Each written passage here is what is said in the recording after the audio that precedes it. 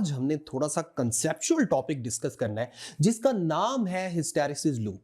इससे पहले कि मैं आपको हिस्टैरिसीस लूप के बारे में बताऊं, ऐसा करते हैं हम कुछ चीजें रिवाइज कर लेते हैं। फर्ज कर लें ये मेरे पास एक सोलिनॉइड है और इसको मैं डायरेक्ट करंट सप्लाई कर देता हूं, यानी मैं इसको बैटरी से कनेक्ट कर देता हूं। फर्ज कर लें बैटरी का पॉजिटिव इस तरफ और नेगेटिव इस तरफ है, तो देखें कन्वेंशनल करंट की डायरेक्शन क्या होगी। वो तो डायरेक्शन बन रही है इस तरह से।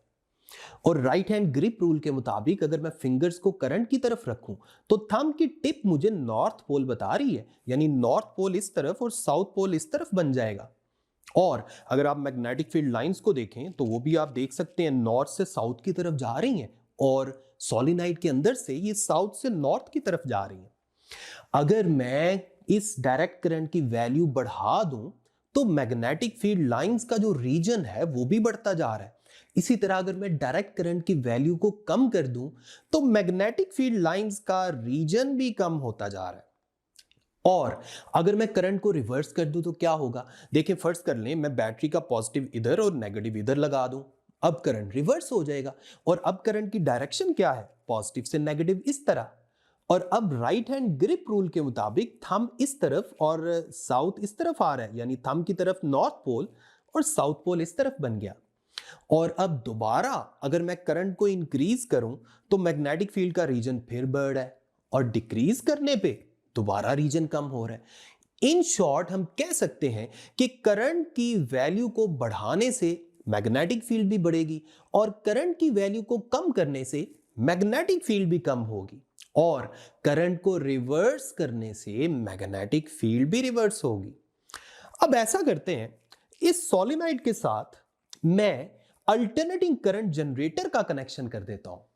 चैप्टर 16 में ये तो हम पढ़ चुके हैं कि अल्टरनेटिंग करंट जनरेटर की वजह से जो करंट पैदा होता है उसे अल्टरनेटिंग करंट कहते हैं। और अल्टरनेटिंग करंट का ग्राफ भी आप ऊपर देख रहे हैं जिसमें एक पॉजिटिव हाफ साइकिल और एक नेगेटिव हाफ साइकिल हमें नजर आ रहा है। पॉजिटिव हाफ साइकिल का क्या मतलब है, इसमें करंट एक डायरेक्शन में फ्लो करता है और नेगेटिव हाफ साइकिल में करंट ऑपोजिट डायरेक्शन में फ्लो करता है। और साथ ही साथ जब ग्राफ जीरो से पीक साइड पे जा रहा होता है तो करंट की मैग्नीट्यूड बढ़ रही होती है। ये बातें अब आपने ज़हन में रखनी है। अब हम इस सोलिनॉइड को दोबारा डिस्कस करते हैं। देखें फर्ज कर लें पॉजिटिव हाफ साइकिल के केस में इस सोलिनॉइड के अंदर करंट ऐसे फ्लो कर रहा है और राइट हैंड ग्रिप रूल के मुताबिक नॉर्थ पोल उस तरफ और साउथ पोल मेरी तरफ बनेगा। और अगर करंट की मैग्नीट्यूड बढ़ती जाएगी, आप गौर करें करंट जो है वो जीरो से पॉजिटिव पीक की तरफ जा रहा है और मैग्नेटिक फील्ड की स्ट्रेंथ भी बढ़ रही है। इसी तरह जब करंट पॉजिटिव पीक से जीरो की तरफ आ रहा है तो मैग्नेटिक फील्ड की स्ट्रेंथ कम हो रही है। अब नेगेटिव हाफ साइकिल शुरू होने लगा है। नेगेटिव हाफ साइकिल शुरू होने का क्या मतलब है, इसका मतलब है अब करंट अपनी डायरेक्शन को रिवर्स कर लेगा। और देखें करंट की डायरेक्शन रिवर्स होने से मैग्नेटिक फील्ड की डायरेक्शन भी रिवर्स हो गई है, यानी जिस तरफ पहले नॉर्थ था अब साउथ आ गया और जिस तरफ पहले साउथ था अब नॉर्थ आ गया। अब देखें अब दोबारा करंट की वैल्यू जीरो से नेगेटिव पीक की तरफ जा रही है और दोबारा मैग्नेटिक फील्ड का रीजन बढ़ता जा रहा है। और अगेन जब करंट नेगेटिव पीक से जीरो की तरफ जा रहा है तो मैग्नेटिक फील्ड का रीजन भी कम होता जा रहा है। यानी पूरे अल्टरनेटिंग करंट के साइकिल के दौरान मैग्नेटिक फील्ड पहले एक डायरेक्शन में डेवलप होती है और फिर इंक्रीज करती है और इसी तरह अल्टरनेटिंग करंट के दूसरे साइकिल के दौरान मैग्नेटिक फील्ड अपनी डायरेक्शन को रिवर्स करती है और फिर इंक्रीज होती है और फिर डिक्रीज होती है और यह काम चलता जाएगा। अब हम ऐसा करते हैं, इस करंट कैरिंग सोलिनॉइड की एक कॉपी हम ऊपर रख लेते हैं और एक कॉपी हम यहां रहने देते हैं। करना पता क्या है, हमने इस सोलिनॉइड के अंदर एक फेरोमैग्नेटिक मटेरियल रखना है कोर के तौर पे। फर्ज कर ले मैंने स्टील का सिलेंडर इसके अंदर रख दिया। अब क्या होगा, देखिए फेरोमैग्नेटिक मटेरियल के बारे में हम जानते हैं कि उसके अंदर डोमेन्स होती हैं और मैग्नेटिक फील्ड के अंदर रखने से पहले डोमेन्स जो है ना उनके एरो रैंडमली ओरिएंटेड होते हैं। लेकिन जैसे ही आप इसको करंट कैरिंग सोलिनॉइड में रखेंगे अब तो ये एक्सटर्नल मैग्नेटिक फील्ड के अंदर आ गया। इसका मतलब है अब डोमेन्स अलाइन होने की कोशिश करेंगी। जरा गौर से देखिएगा। अब देखें एक तरफ आपको अल्टरनेटिंग करंट का साइकिल नजर आ रहा है, एक तरफ हमें ये सर्किट नजर आ रहा है, जिसमें करंट कैरिंग सोलिनॉइड, और कौन सा करंट है ये अल्टरनेटिंग करंट है। इसके अंदर हमने फेरोमैग्नेटिक मटेरियल रख दिया है, स्टील फर्स्ट कर लें। ठीक है, अब हो क्या रहा है देखें, जब करंट जीरो से पॉजिटिव पीक की तरफ जाएगा तो मैग्नेटिक फील्ड जिस डायरेक्शन में पहले डेवलप हुई थी अब भी उसी डायरेक्शन में डेवलप होगी, और साथ ही साथ ये बढ़ना शुरू हो गई है। और गौर करें, जो अंदर फेरोमैग्नेटिक मटेरियल स्टील पड़ा हुआ है उसकी डोमेन्स के जो एरोज है ना, वो भी एक्सटर्नल मैग्नेटिक फील्ड के साथ अलाइन होना शुरू हो गए हैं। और जैसे ही करंट पॉजिटिव पीक पे पहुंचेगा ये फुल अलाइन हो चुके हैं। ठीक है, यानी जो करंट कैरिंग सोलिनॉइड का जिस तरफ नॉर्थ पोल था ना, उस तरफ इनका एरो हेड आ गया और साउथ पोल की तरफ टेल आ गई है। और अब क्या होगा, अब करंट पॉजिटिव से जीरो की तरफ आ रहा है, पॉजिटिव पीक से जीरो की तरफ। अब यहां पे क्या हो रहा है, यहां पे सोलिनॉइड की मैग्नेटिक फील्ड की स्ट्रेंथ में कमी आ रही है, लेकिन अभी भी ये जो अंदर पड़ा फेरोमैग्नेटिक मटेरियल है ना, इसकी डोमेन्स अभी भी अलाइन है। क्योंकि हम जानते हैं जब डोमेन्स एक दफा अलाइन हो जाती हैं तो उनकी अलाइनमेंट को खत्म करने के लिए भी कुछ एनर्जी चाहिए होती है। ठीक है, अब क्या होगा, इनकी अलाइनमेंट जो है थोड़ी बहुत तो खत्म हो गई है, लेकिन अभी भी कुछ बरकरार है। अब देखिए नेगेटिव हाफ साइकिल शुरू होने लगा है। नेगेटिव हाफ साइकिल जैसे शुरू होगा तो देखें सोलिनॉइड की मैग्नेटिक फील्ड की डायरेक्शन भी रिवर्स हो जाएगी, यानी जिस तरफ पहले नॉर्थ था अब साउथ आ गया, जिस तरफ साउथ था अब नॉर्थ आ गया। अब अंदर पड़ा जो फेरोमैग्नेटिक मटेरियल्स है ना, ये जो मटेरियल है इसकी डोमेन्स ने अपनी ओरिएंटेशन को रिवर्स कर लेना है। अब देखें, अब दोबारा डोमेन्स रोटेट होकर अब ऑपोजिट मैग्नेटिक फील्ड के साथ दोबारा अलाइन होने की कोशिश कर रही हैं। और जैसे जैसे करंट नेगेटिव पीक की तरफ जाता जाएगा ये डोमेन्स अलाइन होती जाएंगी और एट द एंड ये अलाइन हो चुकी हैं। और फिर करंट नेगेटिव पीक से जीरो की तरफ जा रहा है, इनकी अलाइनमेंट दोबारा आहिस्ता आहिस्ता खराब होनी शुरू हो जाएगी, क्योंकि एक्सटर्नल मैग्नेटिक फील्ड की स्ट्रेंथ में कमी आती जा रही है। और ये काम तो चलता जाएगा। अब जरा गौर से हमने दो पैरामीटर्स को समझना है। इसमें से एक पैरामीटर है मैग्नेटाइजिंग करंट, यानी जो अल्टरनेटिंग करंट हमने सप्लाई की है ना, इसे मैं मैग्नेटाइजिंग करंट कह रहा हूं। और साथ ही साथ जो अंदर पड़ा हुआ फेरोमैग्नेटिक मटेरियल है ये भी तो बेसिकली मैग्नेटाइज हो रहा है ना, यानी जब इसकी डोमेन्स अलाइन हो रही थी तो हम कह सकते हैं कि ये मैग्नेटाइज हो रहा है। और इसी तरह जब इनकी डोमेन्स की अलाइनमेंट खराब होगी तो हम कह सकते हैं कि ये डीमैग्नेटाइज हो रहा है।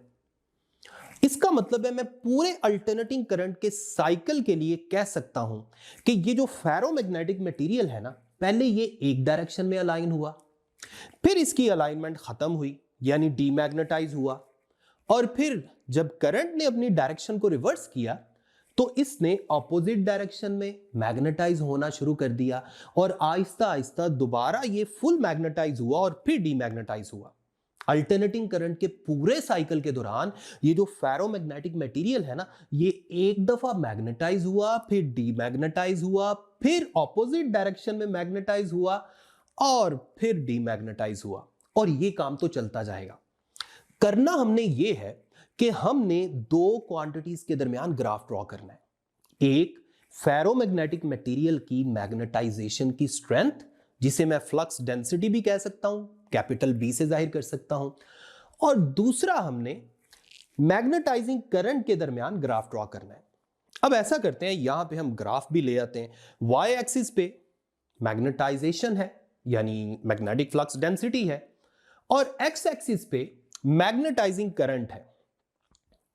एक आपको पॉजिटिव एक्स एक्सिस नजर आ रहा है, एक नेगेटिव एक्स एक्सिस नजर आ रहा है। पॉजिटिव एक्स एक्सिस पे हम करंट की पॉजिटिव वैल्यूज लेंगे और नेगेटिव एक्स एक्सिस पे हम करंट की नेगेटिव वैल्यूज लेंगे। इसी तरह एक आपको पॉजिटिव वाई एक्सिस नजर आ रहा है, एक नेगेटिव वाई एक्सिस नजर आ रहा है। पॉजिटिव वाई एक्सिस पे हम मैग्नेटिक फ्लक्स की वो वाली ओरिएंटेशन लेंगे जो एक डायरेक्शन में हुई थी, और नेगेटिव वाई एक्सिस पे हम मैग्नेटिक फ्लक्स डेंसिटी की वो ओरिएंटेशन लेंगे जो ऑपोजिट डायरेक्शन में हुई थी। यानी जब डोमेन्स एक डायरेक्शन में अलाइन हुई थी तो हम पॉजिटिव वाई एक्सिस कंसीडर कर लेंगे, और जब डोमेन्स ऑपोजिट डायरेक्शन में अलाइन हुई थी तो हम नेगेटिव वाई एक्सिस कंसीडर कर लेंगे। अब हमने दोबारा से जीरो से स्टार्ट लेना है गौर से देखिएगा। अब देखें, आप एक वक्त में तीन चीजों को गौर से अंडरस्टैंड करने की कोशिश करें। एक तो अल्टरनेटिंग करंट का पूरा साइकिल है, एक आपको ग्राफ नजर आ रहा है मैग्नेटिक फ्लक्स डेंसिटी और मैग्नेटाइजिंग करंट के दरमियान, और एक आपको यह सर्किट नजर आ रहा है जिस पे हम डिस्कशन कर रहे हैं। अब गौर करें, जब करंट जीरो से पॉजिटिव पीक की तरफ जा रहा है तो ये अंदर पड़ी जो डोमेन्स हैं ये भी एक डायरेक्शन में अलाइन होना शुरू हो गई हैं, और साथ ही साथ ये जो ग्राफ है ये जीरो से, जीरो कहने की बजाय आप ओ भी कह सकते हैं, ओरिजिन से ए की तरफ जा रहा है। ओ से ए तक का ग्राफ बन गया। अब देखें, अब अल्टरनेटिंग करंट पॉजिटिव पीक से जीरो की तरफ आ रहा है और मैग्नेटाइजेशन भी खत्म होनी चाहिए।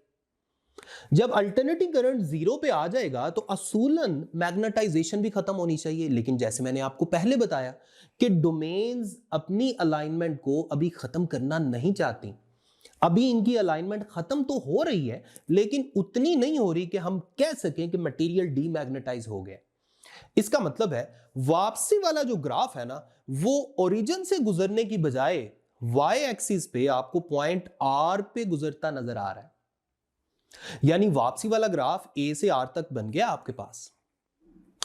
पॉजिटिव हाफ साइकिल में जीरो से पॉजिटिव पीक तक के लिए जो ग्राफ है वो ओ से ए तक का बना, और पॉजिटिव पीक से वापस जीरो तक का जो ग्राफ है वो आपको ए से आर तक नजर आ रहा है। अब क्या होने लगा है? अब नेगेटिव हाफ साइकिल शुरू होने लगा है।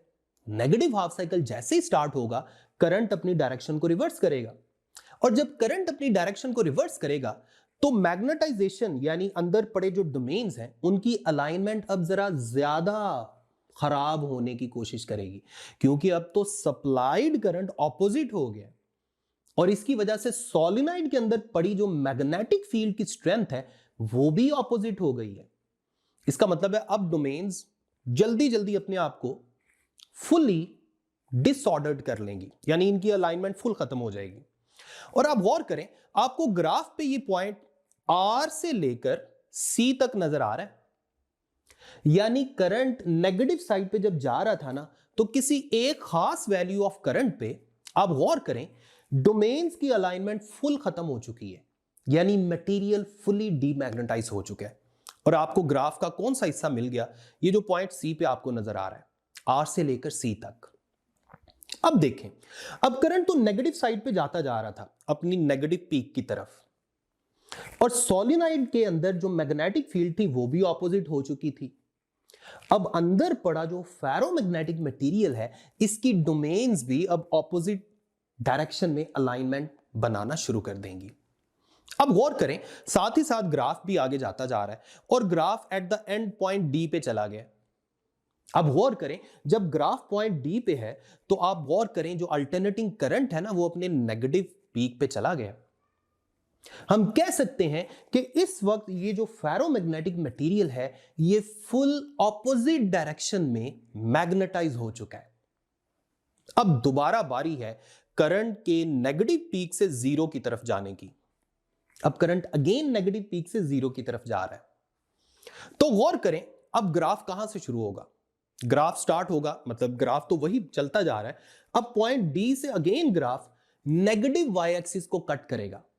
नेगेटिव वाई एक्सिस को ये पॉइंट आर प्राइम पे कट कर रहा है। और आप गौर करें, आर प्राइम का क्या मतलब है? अभी भी ये मटेरियल कुछ हद तक मैग्नेटाइज है, क्योंकि अब डोमेन्स जब ऑपोजिट डायरेक्शन में अलाइन हो चुकी हैं तो दोबारा इनकी कोशिश है कि इनकी अलाइनमेंट खराब ना हो। हालांकि करंट जीरो हो चुका है। अब करंट ने अगेन जीरो से पॉजिटिव हाफ साइकिल की तरफ जाना है। अब ये जो ग्राफ है ना ये पॉइंट आर प्राइम से वापस जाएगा और चलते चलते देखें अब ये एक्स एक्सिस को सी पे कट कर रहा है। आप इसे सी प्राइम कह लें, पहले वाले को हमने सी कहा हुआ था। अब ये पॉजिटिव एक्स एक्सिस पे सी पॉइंट पे कट कर रहा है एक्स एक्सिस को। मतलब क्या हुआ? अब देखें, वाई एक्सिस पे हम जीरो पे आ गए, यानी अब ये जो डोमेन्स हैं इनकी अलाइनमेंट फुल खत्म हो चुकी है। मटेरियल कंप्लीटली डीमैग्नेटाइज हो चुका है। और जैसे जैसे पॉजिटिव हाफ साइकिल बनता जाएगा और ग्राफ जो करंट का ग्राफ है वो जीरो से पॉजिटिव पीक की तरफ जाता जाएगा, ये जो ग्राफ है ये भी अगेन पॉइंट ए पर जाता जाएगा।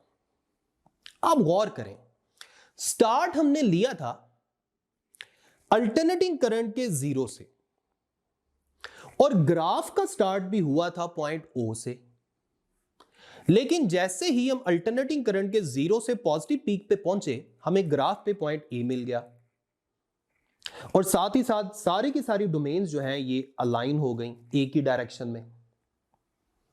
और इसके बाद ग्राफ कभी भी ओरिजिन पे नहीं गया। आप गौर करें, पहले ग्राफ ने वाई एक्सिस को कट किया, पॉजिटिव वाई एक्सिस को, फिर इसने नेगेटिव एक्स एक्सिस को कट किया, फिर ये पॉइंट डी पर पहुंचा, फिर इसने नेगेटिव वाई एक्सिस को कट किया, फिर इसने पॉजिटिव एक्स एक्सिस को कट किया और फिर ये पॉइंट ए पर पहुंच गया।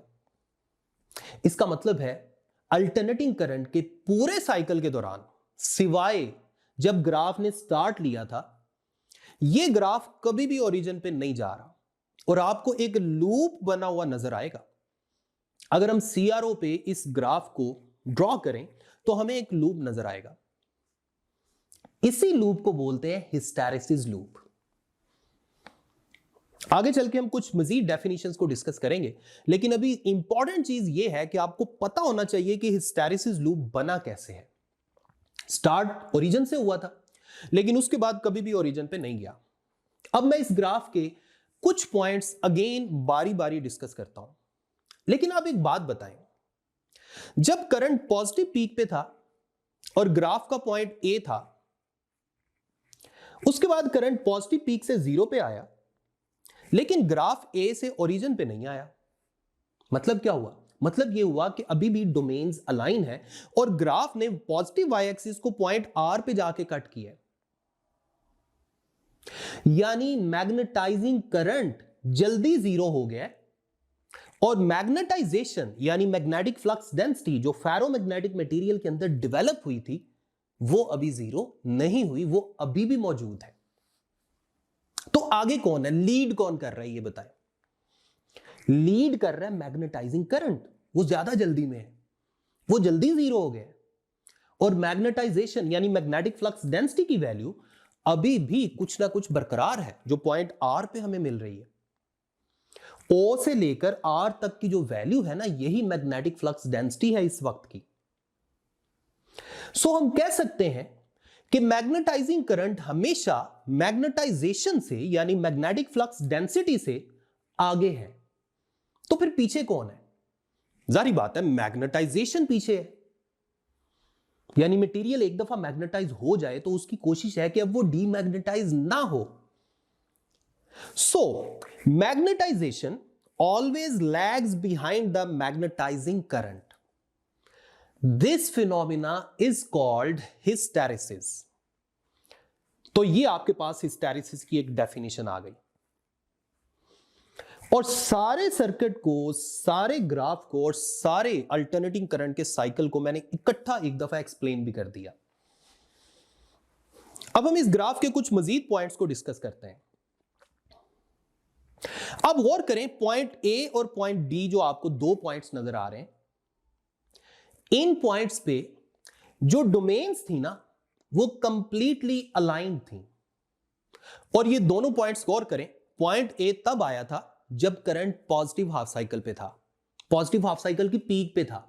और पॉइंट डी कब आया था, नीचे वाला पॉइंट, जब करंट नेगेटिव पीक पे था, अल्टरनेटिंग करंट।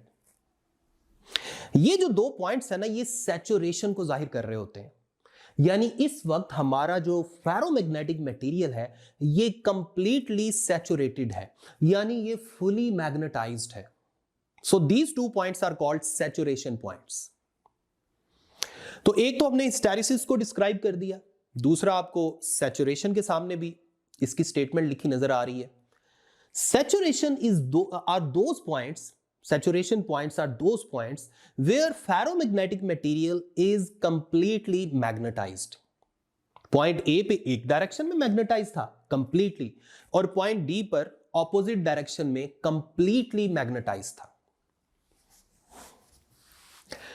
तीसरा पॉइंट आ जाता है रिटेंटिविटी। रिटेंटिविटी का क्या मतलब है? जैसे बार बार हमने जिक्र किया कि ये जो फेरोमैग्नेटिक मटेरियल है, इसकी कोशिश है कि अगर ये मैग्नेटाइज हो जाए तो ये कभी डीमैग्नेटाइज ना हो। आप गौर करें, जब करंट जीरो पे था तो मैग्नेटाइजेशन जीरो पे नहीं थी। आपको दो पॉइंट्स मिले वाई एक्सिस पे, एक पॉजिटिव वाई एक्सिस पे, एक नेगेटिव वाई एक्सिस पे। पॉजिटिव वाई एक्सिस और नेगेटिव वाई एक्सिस पे ये जो दो पॉइंट्स हमें मिले हैं, ये हमें ये बता रहे हैं कि मटेरियल अभी भी डीमैग्नेटाइज होना नहीं चाह रहा। This behaviour is called retentivity. यानी मटेरियल जो है वो कहता नहीं, मैंने नहीं मानना, मैं नहीं मानता, मैं डीमैग्नेटाइज होना नहीं चाहता। So these points are called retentivity. At these points, material is showing the behavior of retentivity. और इन दो पॉइंट्स को हम R और R प्राइम के साथ ग्राफ में जाहिर कर रहे हैं। अब मजीद दो पॉइंट्स हैं जहां ये लूप x एक्सिस पे कट कर रहा है। एक C है और एक C प्राइम है। पॉइंट C और C प्राइम कब आए थे? जब मटेरियल फुली डीमैग्नेटाइज हो गया था। पॉइंट सी जो पहला पॉइंट आया था, इसमें आप गौर करें, जब करंट नेगेटिव साइड पे जा रहा था ना, तो मटेरियल फुल डीमैग्नेटाइज हुआ था दरमियान में किसी वक्त। दीज पॉइंट्स आर कॉल्ड, इन पॉइंट्स पे जो करंट है ना, उसको कहते हैं कोर्सिव करंट, और इस फिनोमिना को कहते हैं कोर्सिविटी। तो एक हमने हिस्टैरिसीस को डिस्कस किया, एक हमने सैचुरेशन वाले पॉइंट्स को डिस्कस किया, एक हमने रिटेंटिविटी को डिस्कस किया, और चौथे नंबर पे हमने कोर्सिविटी को डिस्कस किया। और यहां पर करंट्स की जो वैल्यूज हमें मिल रही है ना, यानी O से लेकर C तक और O से लेकर C प्राइम तक जो दो करंट्स की वैल्यूज मिल रही हैं, इन करंट्स को बोलते हैं कोर्सिव करंट्स। अब इस ग्राफ को मैं एक दफा जल्दी जल्दी रिवाइज करता हूं और फिर हम आते हैं अपनी पांचवी डेफिनेशन की तरफ या पांचवें पॉइंट की तरफ। देखें, इस ग्राफ में आपको पॉइंट ए कब मिला? जब करंट पॉजिटिव हाफ साइकिल की पीक पे था। आपको पॉइंट आर कब मिला? जब करंट जीरो पे था। आपको ये पॉइंट डी कब मिला? जब करंट नेगेटिव पीक पे था। आपको पॉइंट आर प्राइम कब मिला? जब ये करंट अगेन जीरो पे गया। और फाइनली आपको दोबारा पॉइंट ए कब मिला? जब करंट दोबारा पॉजिटिव पीक पे गया। अब अगर मैं स्टील की जगह आयरन रख देता, तो आयरन का जो हिस्टैरिसीस लूप है ना, वो आप स्क्रीन पे देख रहे हैं, वो थोड़ा सा श्रिंक है, यानी ये थोड़ा सा थिन एरिया कवर कर रहा है। स्टील का जो हिस्टैरिसीस लूप का एरिया वो ज्यादा है और आयरन का हिस्टैरिसीस लूप एरिया थोड़ा सा कम है। इसकी क्या रीजन है? आपको याद होगा, इससे पहले हमने पढ़ा था hard magnetic materials and soft magnetic materials. Steel के बारे में मैंने आपको क्या बताया था कि ये हार्ड मैग्नेटिक मटेरियल है, यानी इस मटेरियल को मैग्नेटाइज करना भी मुश्किल है और डीमैग्नेटाइज करना भी मुश्किल है। इसीलिए तो इसके रिटेंटिविटी वाले पॉइंट्स भी दूर हैं और कोर्सिविटी वाले पॉइंट्स भी दूर हैं, जिसकी वजह से लूप का एरिया ज्यादा आ रहा है। और आयरन के केस में मैंने क्या बताया था कि ये सॉफ्ट मैग्नेटिक मटेरियल है, और आयरन के केस में आप गौर करें, जो रिटेंटिविटी वाले पॉइंट्स है ना, वो भी थोड़े करीब है और कोर्सिविटी वाले पॉइंट्स भी करीब है। इसीलिए तो इसके लूप एरिया को हम कह सकते हैं कि ये थोड़ा है। तो किसी भी फेरोमैग्नेटिक मटेरियल को मैग्नेटाइज करने, डीमैग्नेटाइज करने, उसको ऑपोजिट डायरेक्शन में मैग्नेटाइज करने और फिर डीमैग्नेटाइज करने में जो एनर्जी लगती है ना, इसे कहते हैं हिस्टैरिसीस लॉस। क्योंकि देखें, डोमेन्स की अलाइनमेंट बनाना और उस अलाइनमेंट को खत्म करना, फिर ऑपोजिट डायरेक्शन में अलाइनमेंट बनाना और फिर खत्म करना, इसके लिए एनर्जी चाहिए। ये एनर्जी कहां से आ रही है? ये मैग्नेटाइजिंग करंट की मदद से हम सप्लाई कर रहे हैं, और ये एनर्जी फ्रिक्शनल लॉसेस की फॉर्म में, हीट एनर्जी की फॉर्म में फिर लूज हो जाती है। This is called hysteresis loss. और एक और बात याद रखें, जितना लूप का एरिया ज्यादा होगा उस मटेरियल को मैग्नेटाइज करना और डीमैग्नेटाइज करना उतना ही मुश्किल होगा। इसका मतलब है हिस्टैरिसीस लॉस उतना ही ज्यादा होगा। तो दो बातें आप देख लें, energy lost during magnetization and demagnetization is called hysteresis loss, and the area of this loop gives us hysteresis loss, amount of this energy. तो hysteresis loss का भी पता चल गया, और जो लूप एरिया हमें बात बता रहा है वो बेसिकली यही एनर्जी है जिसको हम हिस्टैरिसीस लॉस कह रहे हैं, ये भी आपको पता चल गया। अब मुझे एक बात बताएं, ऐसी जगह पर जहां इस मटेरियल ने बार बार मैग्नेटाइज और बार बार डीमैग्नेटाइज होना है, वहां हम कौन सा फेरोमैग्नेटिक मटेरियल कोर के तौर पे यूज करेंगे, स्टील या आयरन? जाहिर बात है हम आयरन को यूज करेंगे, क्योंकि आयरन को मैग्नेटाइज करने में और डीमैग्नेटाइज करने में थोड़ी एनर्जी लूज करनी पड़ेगी। और इसकी एग्जांपल है ट्रांसफार्मर। अगर मैं आपसे यह कहूं कि ट्रांसफार्मर में कोर के तौर पे आयरन और स्टील में से कौन सा यूज करना चाहिए, तो हम कहेंगे आयरन को यूज करना चाहिए, क्योंकि आयरन का हिस्टैरिसीस लूप एरिया थोड़ा है और इसका हिस्टैरिसीस लॉस भी थोड़ा होगा। तो ये कुछ चीजें हैं जो आपने माइंड में रखनी है। अगर मैं आपसे यह कहूं कि हमें किसी ऐसी जगह फेरोमैग्नेटिक मटेरियल को कोर के तौर पे यूज करना है जहां हमें परमानेंट मैग्नेटिज्म चाहिए, तो वहां क्या यूज करेंगे? वहां फिर हम स्टील को यूज करेंगे, क्योंकि नो डाउट एक दफा इसको मैग्नेटाइज करना मुश्किल तो होगा, लेकिन इसको डीमैग्नेटाइज करना भी तो उतना ही मुश्किल है। और अगर हमें चाहिए कि कोई परमानेंट मैग्नेटिक फील्ड पैदा हो तो हमें स्टील को प्रेफर करना पड़ेगा। अपना ख्याल रखें, अगले लेक्चर तक मुझे अपनी दुआ में याद रखें।